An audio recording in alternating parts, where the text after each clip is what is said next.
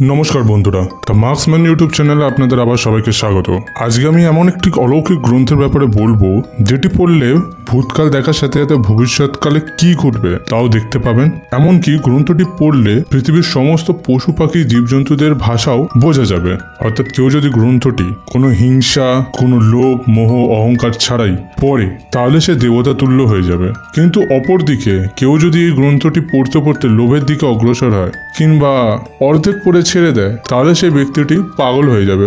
অর্থাৎ কোনো ব্যক্তি যদি এই গ্রন্থটি লোভ, অহংকার, কুকর্মের জন্য পড়ে সেও মারাও যেতে পারে, এমনকি মারা গেছেও অনেকে, যে কারণে এই গ্রন্থটি অভিশপ্ত বলা হয়। তাই 1935 সালে এই গ্রন্থটি ব্যান করে দেওয়া হয়। কে গ্রন্থটি লিখেছেন এবং গ্রন্থটি কোথা থেকে এসছে চলুন আজকে আমরা এই গল্পে জেনে নিই।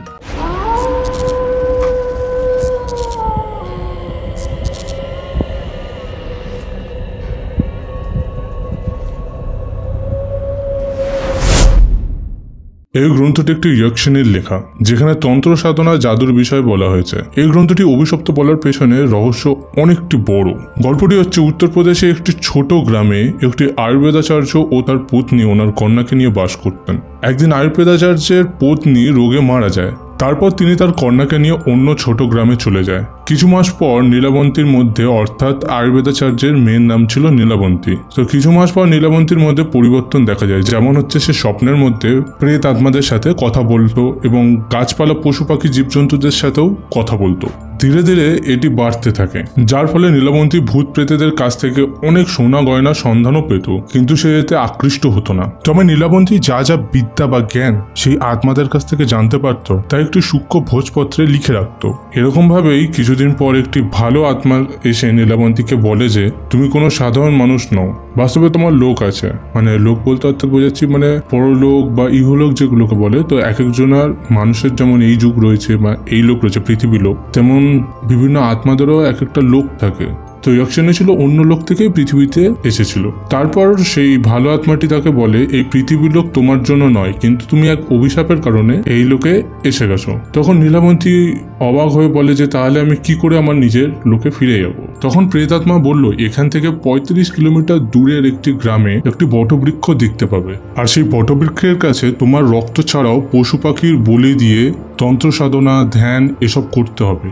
যার ফলে ওই বটবৃক্ষের পাশ দিয়ে বয়ে চলে একটি নদীতে একদিন একটি মৃতদেহকে ভেসে আসতে দেখবে, যার গলায় একটি তাবিজ ঝোলানো থাকবে। তারপর তুমি ওই তাবিজটি নিয়ে নিজের কাছে রেখে দেবে। কিছুক্ষণ পর নৌকা করে একটি লোক আসবে এবং তাকে সেই তাবিজটি দেখাবে।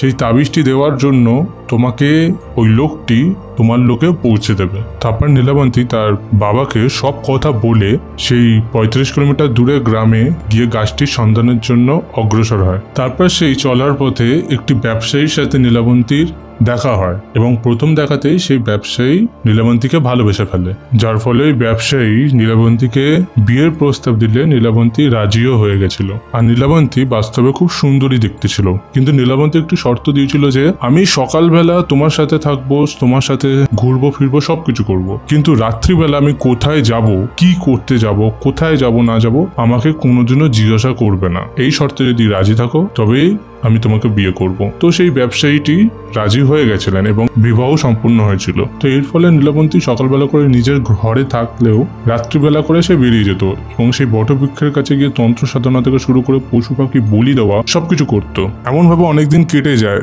এবং তারপরে সেই গ্রামটিতে ডাকাতের উপদ্রব প্রচুর পরিমাণে বেড়ে যায়। আর ডাকাতরা ধন সম্পত্তি লুট করার বদলে সেই গ্রামে থাকা ছোট ছোট বাচ্চাদের তুলে নিয়ে চলে যেত।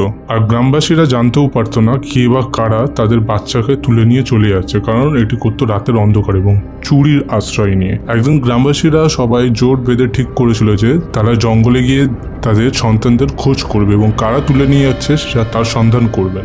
সবাই তারা জোটবদ্ধ হয়ে জঙ্গলে গেল, কিন্তু জঙ্গলে গিয়ে নিজেদের বাচ্চাদের না দেখে দেখলো নীলাবন্তীকে। সে ধ্যানমগ্ন হয়ে আছে এবং তার আশেপাশে পশু পাখিদের মৃতদেহ আর রক্ত ছড়িয়ে আছে। এতে গ্রামবাসীদের সন্দেহ হয়েছিল, কিন্তু তারা সেদিন কিছু বলে না, কারণ তারা চেয়েছিল হাতে হাতে ধরতে। তারা সেদিন কিছু বলে না সন্দেহের বশে, তারা ফিরে যায় গ্রামে। তারপর নীলাবন্তীও রাতের অন্ধকার কেটে গেলে নিজের ঘরে ফিরে যায়। এরপর থেকে গ্রামবাসীরা যখনই জঙ্গলে আসতো তখনই নীলাবন্তীকে ওই অবস্থাতেই দেখতে পেত এবং যার ফলে তাদের সন্দেহ আরো দিনকে দিন বেড়ে যাচ্ছিল।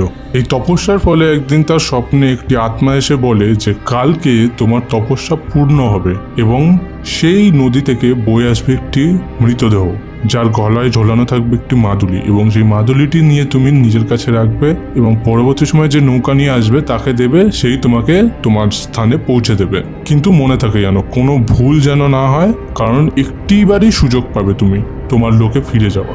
তো নীলাবন্তী পরের দিন রাতে তার শেষ বলি সম্পূর্ণ করার পরই দেখে যে সত্যি সত্যি একটি লাশ নদী বয়ে তার কাছে আসছে। তারপর নীলাবন্তী দেখে যে সেই লাশের গলায় একটি সত্যি তাবিজ রয়েছে ঝোলানো। তো নীলাবন্তী খুশি হয়ে সেই তাবিজটি নিতেই যাবে, তখনই গ্রামবাসীরা দূর থেকে সেই লাশটিকে দেখে তারা ভাবে যে নীলাবন্তী এই কাজগুলো সত্যিই করেছে, যে তাদের বাচ্চাগুলোকে চুরি করে সে হয়তো বলি দিয়েছে। তো এরপর গ্রামবাসীরা ধারালো অস্ত্রশস্ত্র নিয়ে নীলাবন্তীর দিকে অ্যাটাক করার জন্য দৌড়ে আসে, আর নীলাবন্তীও সেই তাবিজটি নিজের কাছে নিয়ে কোনো রকমও ওই জায়গাটি থেকে পালায়। তারপর নীলাবন্তী যখন একটি জায়গায় শেল্টার নেয়, তখন হঠাৎ করেই তার স্বামীকে দেখতে পায়, কিন্তু নীলাবন্তী তারপর আশ্চর্য হয়ে দেখে যে তার স্বামী একটি পিশাচের রূপ নিয়ে নিয়েছে।